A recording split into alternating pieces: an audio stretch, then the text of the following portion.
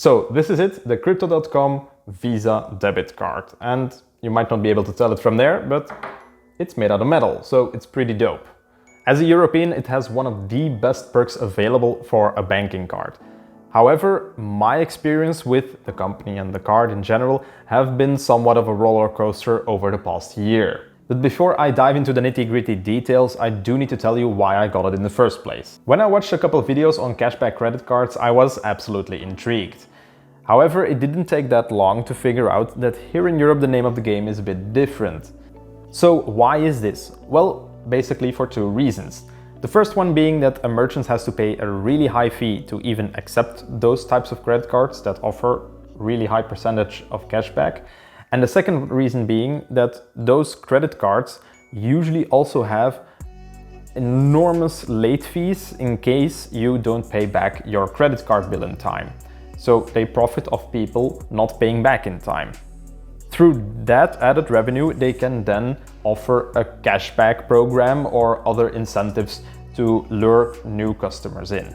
In Europe though, as with most things here, this is tightly regulated, so that's why you don't find it here as much. And the flip side of this coin is that you don't find those reward programs here. In case you're wondering, that's also the reason why American Express isn't widely accepted here in Europe. The merchant fees for those types of cards are extremely high. But what if you make your own currency and then you make a platform around that currency? So to operate the platform, you need people to buy your currency, so that automatically makes that currency more valuable. Well, that's exactly what Crypto.com did. As with most people, I discovered them by one of their many online ads. So what is it exactly? Well, first and foremost, it's an app that acts as a trading platform. They also have a separate exchange or trading platform in a web browser, but I'm not going to discuss or talk upon it here. I'm just going to stick to the basics of the app. So fair enough, you can buy and sell some Bitcoin or other cryptocurrencies through their platform, but the main big selling point that they have are those crypto Visa cards, and especially the metal ones. So what are they exactly? Well, basically they are Visa prepaid debit cards. So you put money on them and then you can spend that money.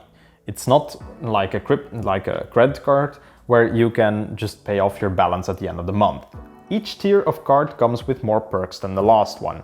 But the caveat here is that you need to stake, or in layman's terms, lock in your money in their own cryptocurrency for a duration of 6 months in order to receive the card. The higher the tier, the more money you need to lock in. The first tier is free, but after that it gets increased by increments of 10. The first one costs 350 euros and then it multiplies by 10 for each tier. As you can see, you also receive more perks the higher tier your card is. Some are really quite neat, like getting your Spotify or Netflix reimbursed in their own coin, of course, each and every month. The second thing is also that your cashback percentage also goes up each and every tier. After the 6 months are over, you can unstake for the card. You will keep the card, but as you can see, the cashback will get reduced and a lot of other benefits, like the Spotify reimbursements, will no longer apply. You may wonder then why you would want the 3,500 or even the 35,000 tier card, because chances are, even with the increased cashback and the extra cashback you get from Spotify or Netflix, that your break-even point will be way too far into the future. And you'd be right, but there are two main reasons why you would still want those tiers of cards. Starting from the third tier, you also receive 10% interest annually on your staking amount, so that 3,500 euros. You get those weekly and they are deposited also in their own coin on your account. For the icy white or rose gold, you receive an extra 2% on top of that, so 12% annual return on your staked amount, so those 35,000 euros. Secondly, you receive also 2% and 4% respectively on other coins that you stake on their platform. So especially if you have a lot of money, then it might be worth it to go for the higher tiers, since then you can generate even more cash flow due to the higher annual return. So for example, if you want to do a relatively low risk investment in crypto terms, of course, and want to stake USD coins, so the US dollar coin, then if you have the purple card, that means that instead of a meager 10% return, you get a 12% return annually and 14% for the next year. So again, basically, if you have a lot of money and want to stake it on their platform, it makes sense to go for the higher tiers. You may wonder how they can offer that high of a annual percentage interest rate while banks can only give you a really meager return at the moment. Well, the first reason is staking. This is the process of effectively loaning out your crypto, and by doing this you essentially vote on the validity of new transactions on the network. The more you stake, the more voting rights you essentially have, and for doing this you get paid interest. It's also important to note that basically what happens is when people make transactions across the network for a particular coin, that also costs a bit of money, and that money then gets distributed to, or in equal terms, to the people that stake. And if you stake more, then you get a bigger piece of the pie. On top of that, Crypto.com makes money three ways. The first one being through their platform and trading fees. The second one, loan fees, so in case you take out a loan. And the third one is buy their own coin. However, it needs to be said that they are relying less and less on the value of their own coin to stay profitable, and are instead relying more and more on becoming a profitable trading platform and getting most of their revenue from that. So what are the pros and cons? The card so far, for me, has worked flawlessly. I didn't encounter any hiccups or any instances where it wasn't able to pay, even though I did read some stories online where people's cards got declined even though they had enough money on their account. It does happen from time to time apparently, but so far, for me at least, it worked flawlessly. The cashback is near instant, both for your regular purchases as well as for Spotify, and you get that back in their native token immediately deposited onto your account. If you don't like having too much of their token, then what you can do is you can immediately transfer it over to euros or deposit it to your Visa card immediately, or you can transfer it over or trade it in for another cryptocurrency. It's up to you. There's no obligation to just have their native token if you don't want it. The app is also very user-friendly and easy to use. It has a low barrier to entry. The blue one is free, although it isn't a metal card, so that's important to note here, and the red one is 350 euros.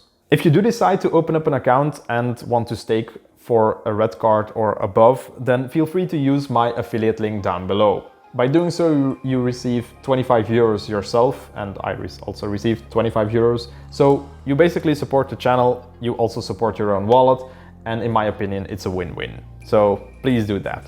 The metal cards also look amazing, so if that's important to you, then that's obviously a big plus. Personally, I think it's one of the best gateways into the world of cryptocurrencies, and you can use that cashback money as a small investment or free investment fund for buying a couple cryptocurrencies here and there. The price of their native token, or that you need to stake for the higher tier cards, can also fluctuate quite a bit, as is the case with most cryptocurrencies. This can be a positive as well as a negative. Personally, I think this is more a positive than a negative.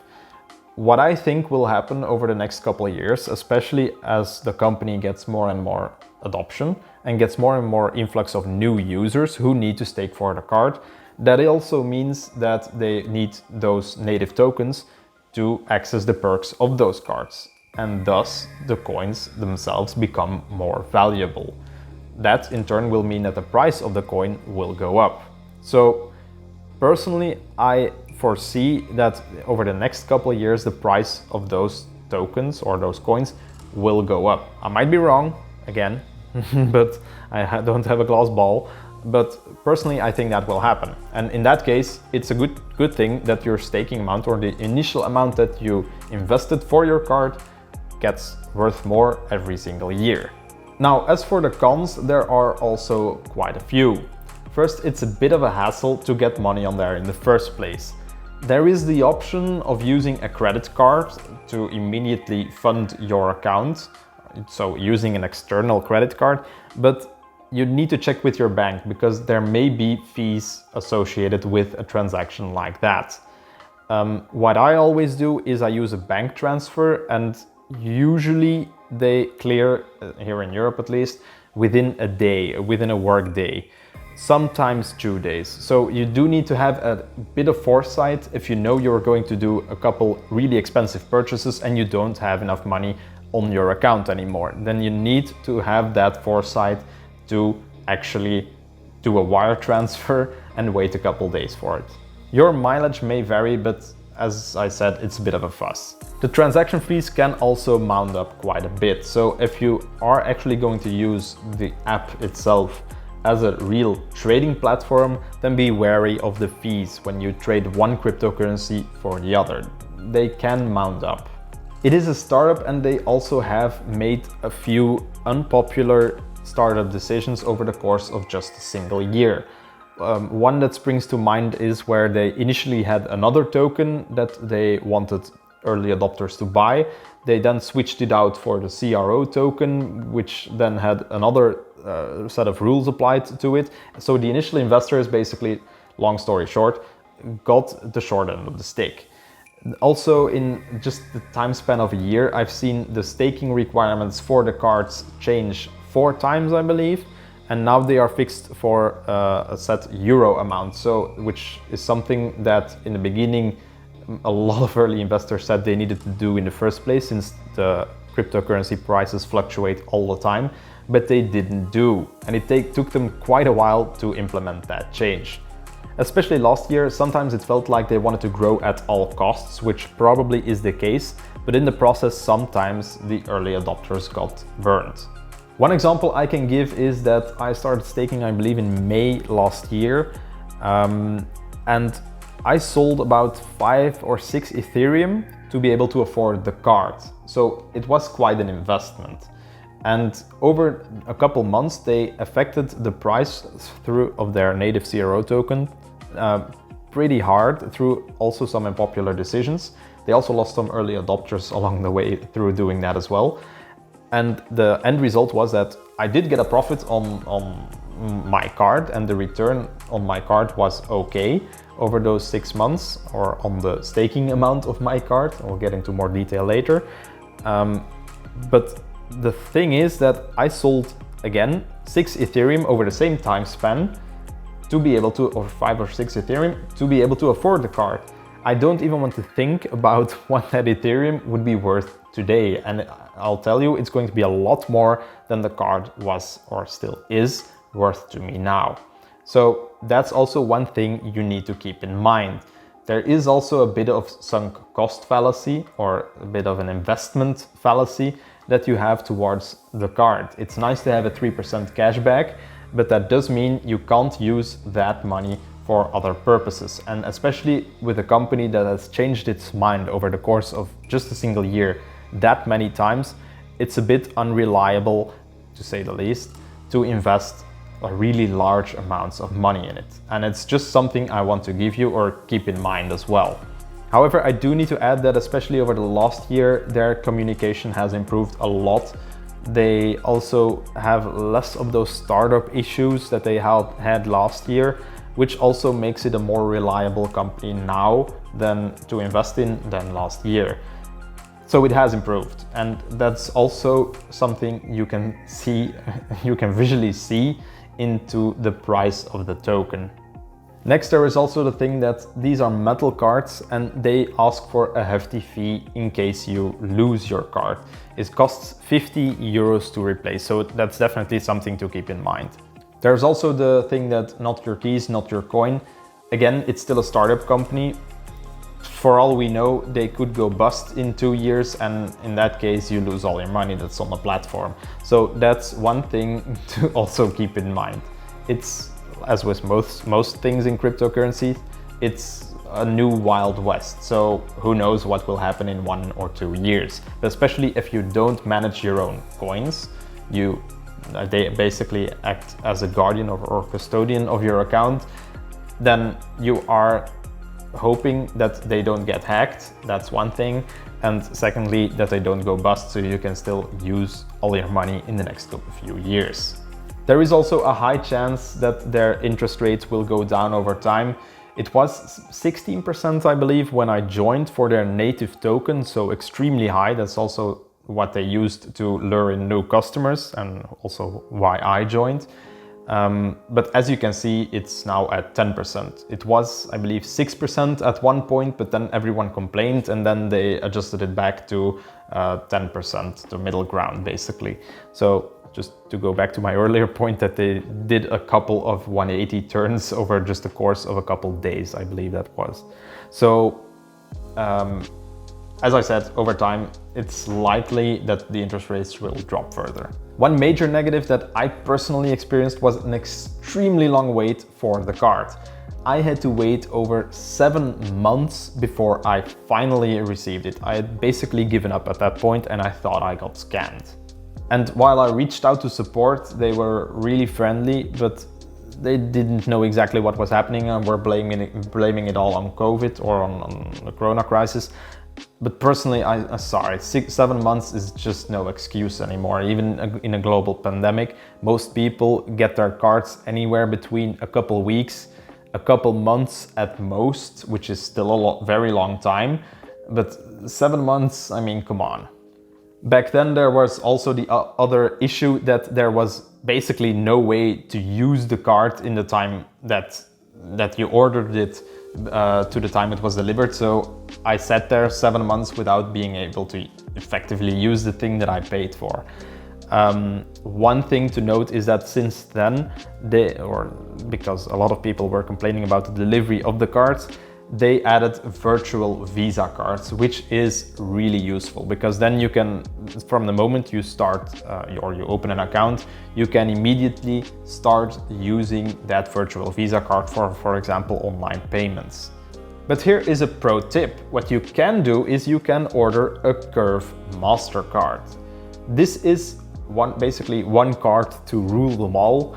What you do is you order that card and through the app of the card, you can add other credit cards or such as the Crypto.com Visa card, real credit cards, or you can add Visa cards such as the Crypto.com Visa card or the virtual cards.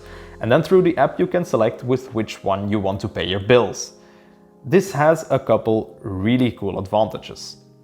The first one being is that you need to wait a couple days at most for the Curve card to arrive, so it doesn't take weeks or even months, as is the case with the Crypto.com card. The second reason is that you can select with which card to pay. So if you still want to use, for whatever reason, your normal credit card sometimes, then you can select it through the app. The third reason is that you can select a backup card. So for example, if you forget to pay or to top up your Crypto.com Visa card, then what you can do is select your other credit card as a backup. So in that case, you can pay with your Curve card and your card won't get declined. It automatically notices, okay, the Crypto.com card is empty, that's declined, so I go to the backup card, which is then your credit card. So no hassle by doing that. And then it gets even better. Because then you say, well, but then I'm missing all that sweet cashback. And here is the even coolest feature of the Curve card. You can go back in time. Yes, you heard me correctly. You can go back in time, then deduct the cost or the bill that you paid from one account and deposit it onto another. This feature, however, has a couple limitations, and one being is that you can only go back in time 30 days after the expense was made. And the second thing is that it can only be used once per transaction, but it's completely free. But this is amazing and a total game changer. And on top of all that, it also doesn't cost a fortune to replace your card in case your Curve card gets stolen or you lose it somewhere. It doesn't cost 50 euros as is the case with the Crypto.com card. So personally, if you don't fancy the look of the metal card or don't mind leaving your Crypto.com card at home, then it is actually preferable to use that card than the Crypto.com card. It's the best of both worlds. So overall, I'm really impressed by the card and its features. However, I didn't always enjoy every direction the company took over the last year, and I don't think every decision they made was also in the best interest of their clients. And this is also the reason that they lost a ton of early adopters. This, together with a new influx of users through their aggressive marketing campaigns, has resulted in me, for example, avoiding the subreddit entirely. A year ago, the subreddit was a place for objective criticism, voicing your concerns and openly discussing the company, platform and its features. But lately, however, it evolved into people just posting pictures of their Visa cards and hailing the company as the next big thing. Problems or people voicing their concerns get downvoted a lot, and their posts usually get stuck in new. And this does concern me, and especially with my roller coaster of emotions that I had with them over the last year, still make me cautious to this day. Especially since apparently they are only just turning a profit through their regular activities, but are still throwing out money left, right and center for aggressive marketing campaigns. That said, I do have the impression that especially over the last 6 months, they have found their place in the market. And on top of that, they know how to communicate better as well, or that they have learned how to communicate better and to not make any overnight changes without telling everyone first. That, together with a frankly easy to use gateway in the world of crypto, really makes me hopeful for the future of the company. Do I personally think that they will be the next Bitcoin or Binance? Probably not, but who knows? Feel free to ask any questions in the comments down below regarding crypto.com and their services, of course. Don't forget to use my referral link if you do want to check it out for yourself, and then like and subscribe the video, you know the drill, and then I hope to see you next time. Bye.